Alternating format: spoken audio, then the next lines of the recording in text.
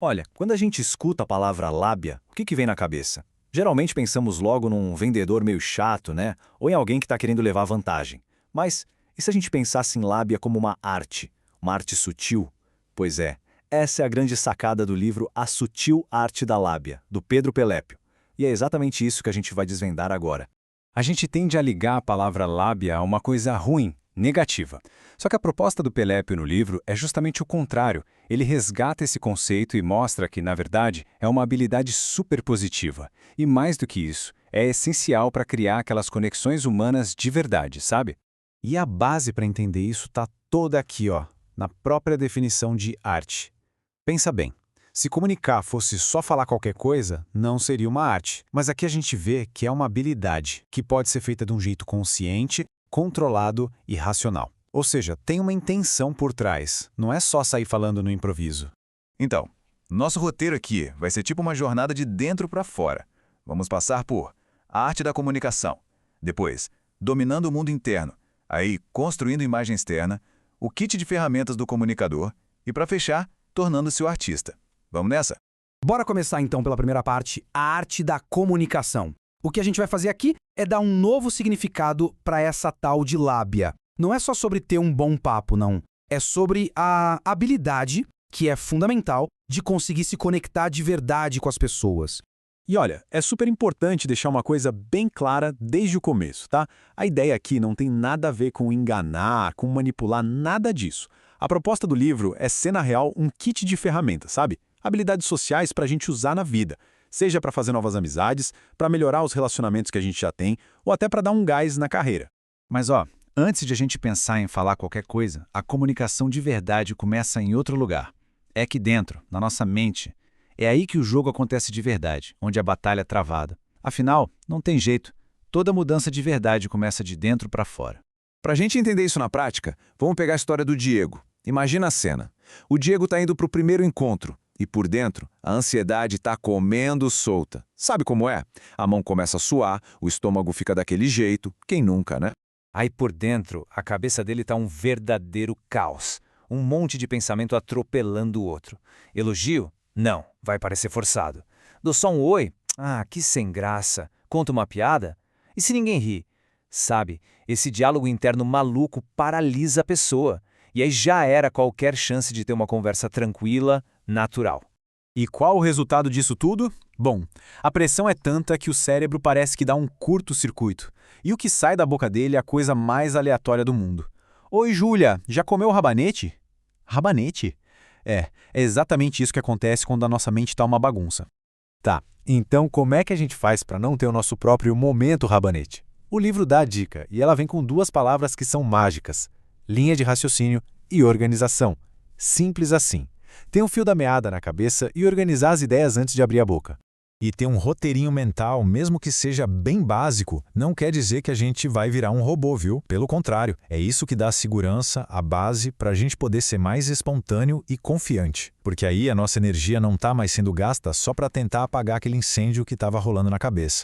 Isso tudo tem a ver com a timidez, né? Que no fundo, segundo o livro, é basicamente o medo do que os outros vão pensar. É como se a gente se fechasse numa concha para se proteger. A autoconfiança, que vem dessa mente mais organizada, é justamente a força que a gente precisa para conseguir sair dessa concha e andar por aí mais livre.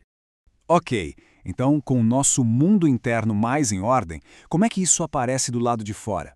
Bom, agora é hora de falar da imagem que a gente passa para os outros, da famosa primeira impressão.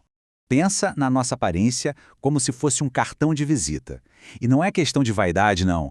É mais uma estratégia. É igual a vitrine de uma loja, sabe? Se a vitrine é bonita, bem arrumada, dá mais vontade de entrar para ver o que tem dentro, não é? E o legal é que isso vira um ciclo positivo. Quando a gente se sente bem com a imagem que vê no espelho, a autoestima, ó, sobe. E com a autoestima lá em cima, a gente começa a se importar menos com a opinião dos outros. E aí, a confiança para chegar junto e conversar, ela cresce naturalmente. Beleza, então. Mente organizada, imagem alinhada, agora sim é hora de abrir a caixa de ferramentas. Quais são aquelas habilidades práticas que fazem alguém ser de fato um bom comunicador?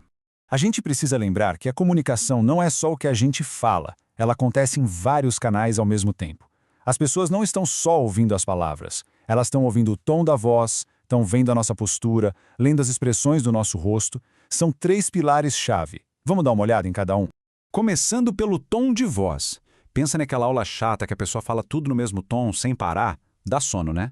A palavra monótono quer dizer exatamente isso. Um tom só. Por isso, modular a voz, mudar o ritmo, ir de um tom mais grave para um mais agudo, falar mais rápido, mais devagar, é isso que dá vida, que transmite emoção e que prende a atenção de verdade.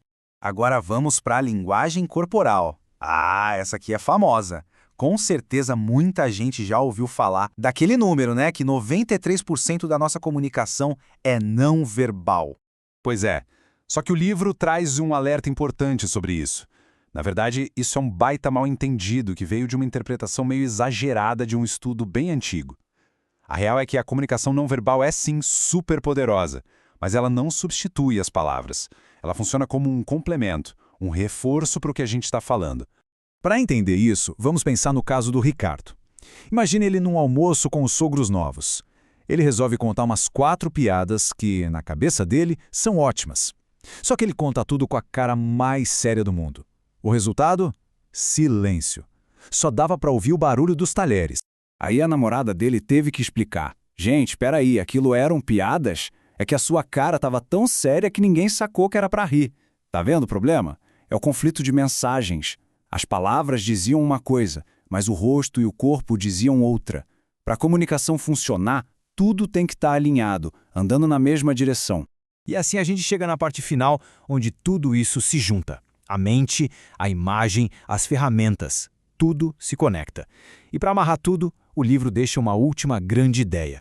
Depois de passar por todas essas etapas, o livro fecha o raciocínio com uma metáfora muito bonita, que resume bem essa ideia da comunicação como uma arte.